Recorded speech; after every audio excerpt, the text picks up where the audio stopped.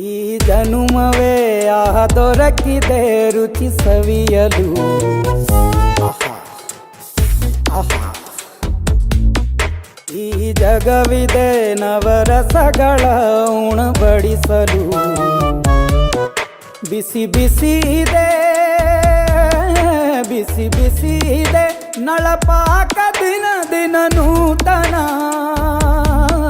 ಈ ಬಿಸಿಯುವಾರುವ ಮೊದಲೇ ಎಲ್ಲರ ಜೊತೆಯೇ ಮೆಲ್ಲುವ ಕಲೆಯ ಜೀವನ ಜನುಮವೇ. ಈ ಜನುಮವೇ ದೊರಕಿ